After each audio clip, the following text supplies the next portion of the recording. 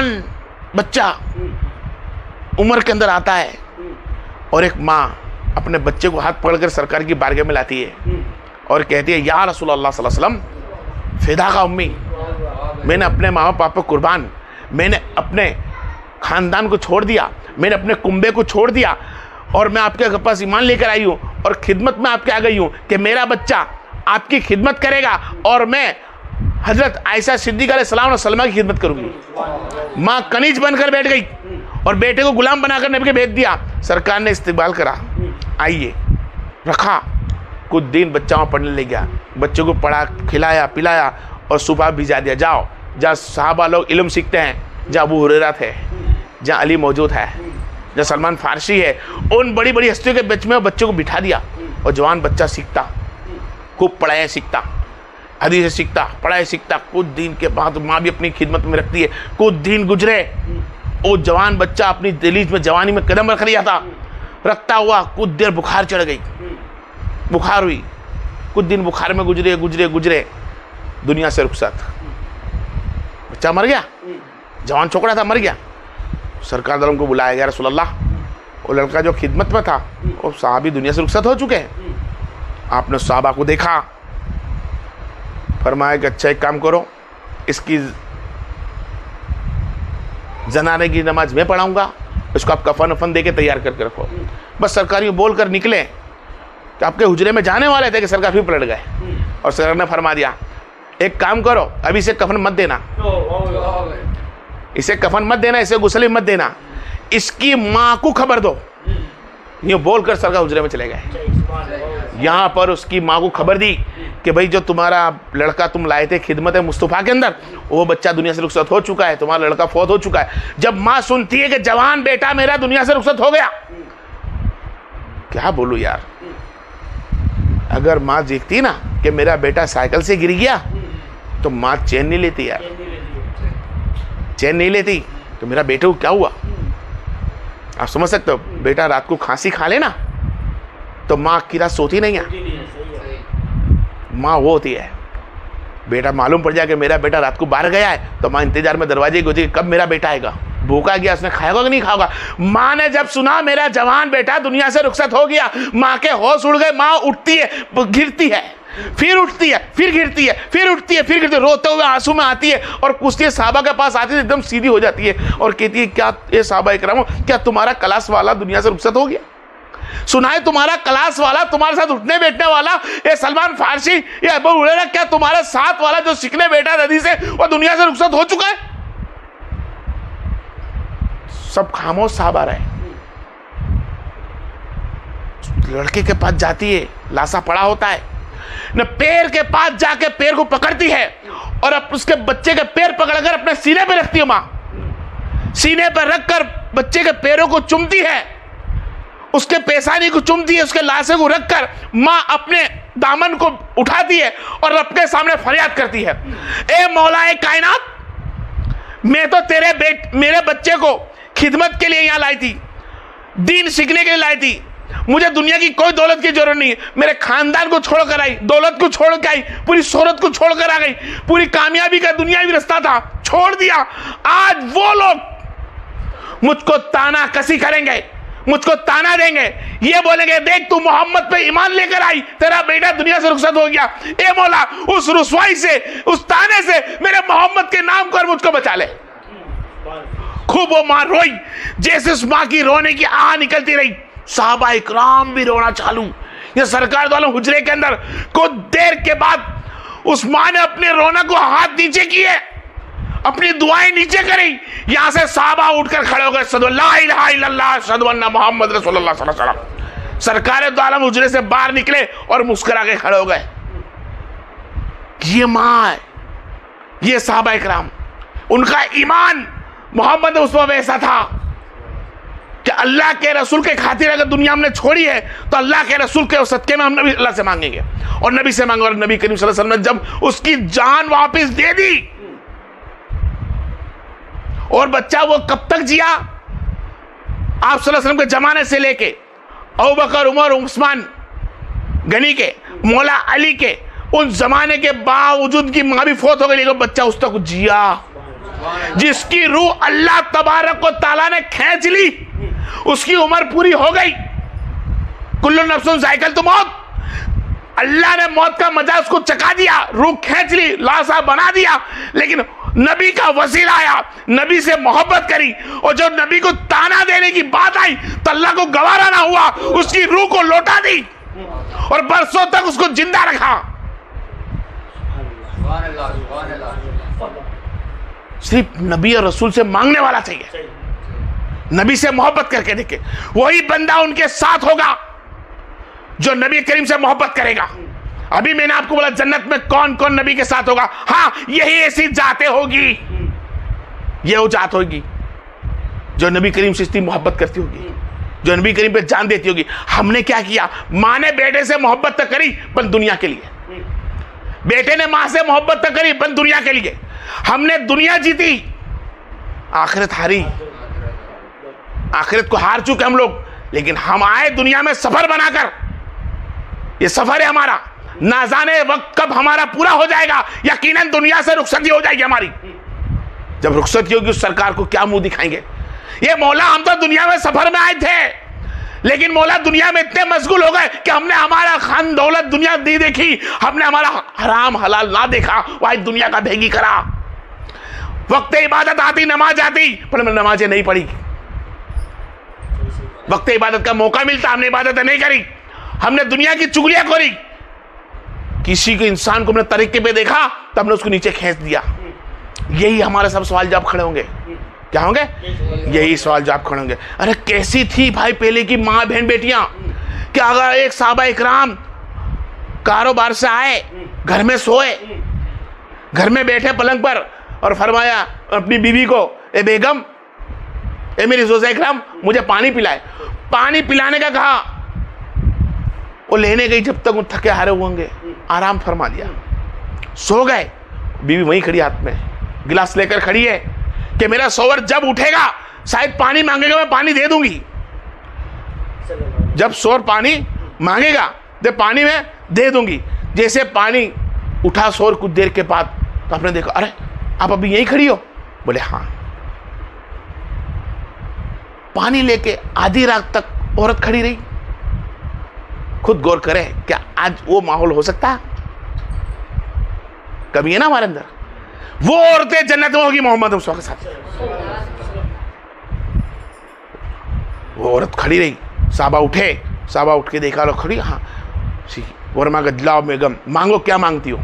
जब तुमने मेरी इतनी खिदमत करी हो, रात पे रात खड़ी रही पानी लेके, मांगो क्या मांगती हो? आप खामोश रही। 3 मरतबा बोला तो सर बोले, हजरत अगर तुम मांगने की बात कर ही रहे हो तो एक काम करो, कल मुझे सुबह पड़ते तलाक दे दो। क्या मांगा? अब बोले मैंने तो वादा कर लिया देने का, तो तलाक देनी चाहिए। ठीक है, सुबह हुई, सुबह की नमाज हुई, नमाज पढ़ी, दिल में सोचता रहा कि मैंने इसको कभी कोई तकलीफ नहीं दी, कोई परेशानी नहीं दी, बिंदास खिलाया पिलाया सब। तो बोले चलो अब सरकार की बारगाह में जाएं। जब सरकार की बारगाह में जाने लगते हैं, रास्ते के अंदर ही कुछ पत्थर धूल वगैरह लगता है, पैर में जख्म हो गया, औरत बोलती चलो आप इस घर चले। क्या फरमा दिया? बोले अपना आए हैं यहाँ तक, कुछ ही कदम पर सरकार तो आलम है, उनसे मसला ले लेते हैं, फिर तलाक तुम्हें दे देता हूँ। बोले नहीं, अब तलाक नहीं लेनी, चलो।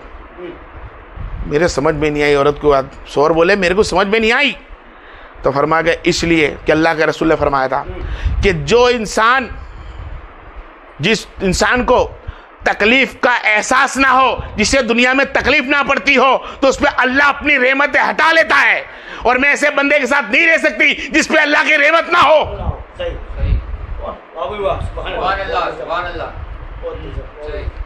ऐसे बस ये तुमको लगता है इस वाक्य पर, तुम देखो मैं तुम क्या बोला था, वो सहाबा का दर्जा क्या था।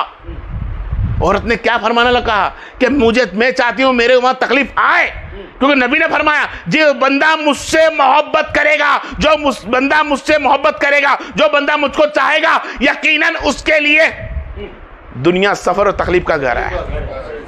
तकलीफ होगी तो तकलीफ पसंद करना यानी कि अल्लाह की रहमत होती है।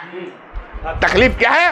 अल्लाह की रहमत। तकलीफ, परेशानी, मुसीबत, भूखा प्यासा, बीमार सीमार कीड़े पड़ा हुआ, पॉइंट है नॉट, कीड़े पड़ जाए, भूखा रहे, प्यासा रहे, बेइज्जत हो जाए, धक्के मार के बस्ती से निकाल दिया जाए, इसी से तो रब राजी है।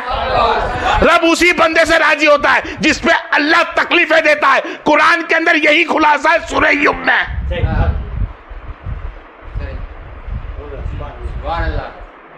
और सबर पे भी देता है ना, इन्नल्लाह मा साबिरीन। तो कौन होते सबर वाले? बाबा घर आया, बाप घर पे आया, रात का अंधेरा, मगरिब का वक्त था, कमोबेश नमाज पढ़कर ईशा की आया, फरमाया बेटी पानी पिलाओ, बेटी पानी पिलाओ, बेटी पानी पिलाओ। 3 मरतबा बाप ने पुकारा, बेटी पानी पिलाने नहीं आई। फरमाया क्या बात है, 3 मरतबा पानी के लिए पुकारा, आई नहीं। औरत पानी लेकर आ गई, औरत पानी लाई, बेटी नहीं लाई। तो फरमाया क्या बात है, जब मैंने अपनी बेटी को पुकारा वो पानी के लिए नहीं आती हो, और बेगम तुम क्यों आती हो? फरमाया पी लीजिए। नहीं बोले एक बात क्या है,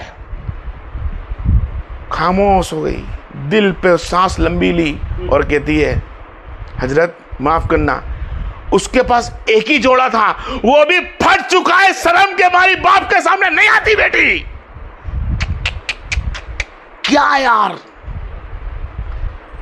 कैसा किरदार उन साहबा का यार, कि बाप के सामने बेटी नहीं आ रही है। बे बाबा मेरा कपड़ा फटा हुआ है, बाबा तुमको शर्म आ जाएगी कि मैं इतना नहीं कमा सकता कि मेरी बेटी को कपड़ा दिलाऊं। इन्नल्लाह मा साबिरीन। ऐसे ही लोग नबी के साथ जन्नत में होंगे।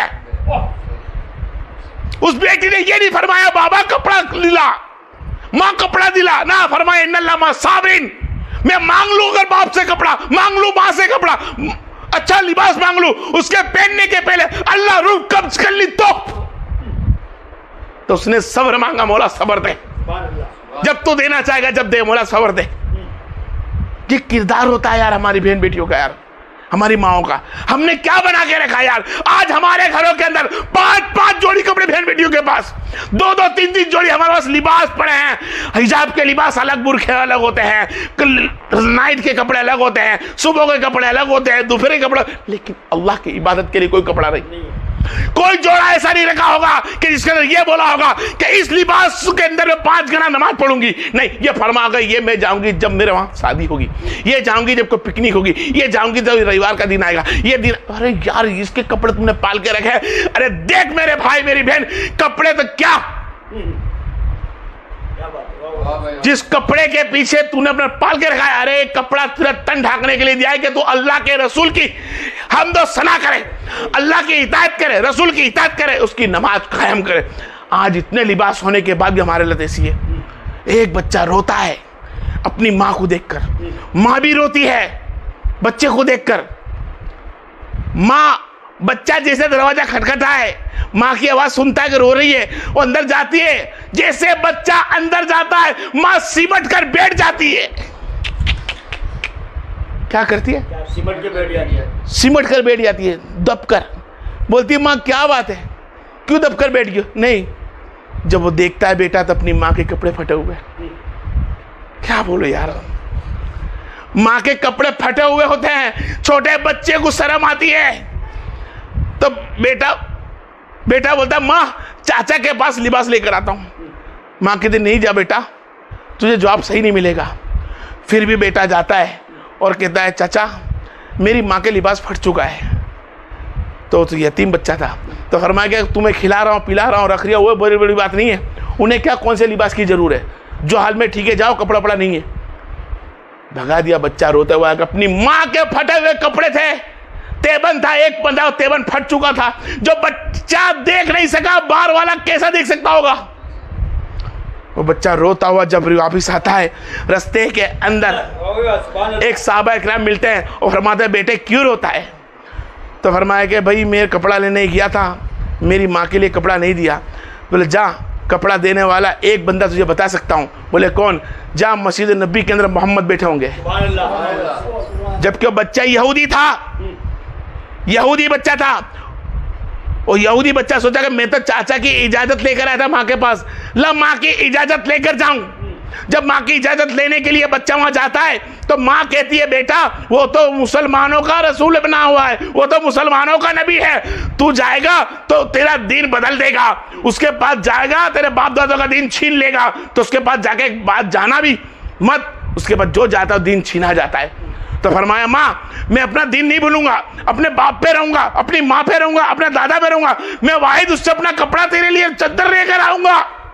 माँ इजाजत देती है, बच्चा जीत करके इजाजत लेकर जाता है। जब नबी करीम की बारगाह में बच्चा पहुंचता है तो फरमाता है या रसूल अल्लाह पहली शर्त एक रखता हूं, क्या कि मैं आपके दिन पर नहीं आऊंगा। सरकार मुस्कुराए कि कोई बेटा बात नहीं, मेरे दिन पे मत आना। क्या बात है? मेरी मां के कपड़े फट चुके हैं। अब सरकार दो आलम की रहमत जोश में आई, जिस कमली के अंदर कायनात रहने वाली है, कमली उतार कर बच्चे को दे दी और फरमाया जाओ ये चद्दर लो अपनी मां को डाल दो। जब उसकी मां ने देखा कि मोहम्मद मुस्तफा ने दीन भी पलटाया नहीं, दीन भी नहीं दिया, बच्चा जाता मतलब मां ये देख मुसलमानों के मोहम्मद ने, मुसलमानों के मोहम्मद ने, मुसलमानों के नबी ने, मुसलमानों के आका ने, मुसलमानों के दो जो मालिक ने मुझे चादर दे दी। जिस चाचा को खून का रिश्ता बोला था उसने चादर ना दी, वो तेरी शर्म को ना देखा, ये मोहम्मद ने बिगड़ पूछे चादर दे दी।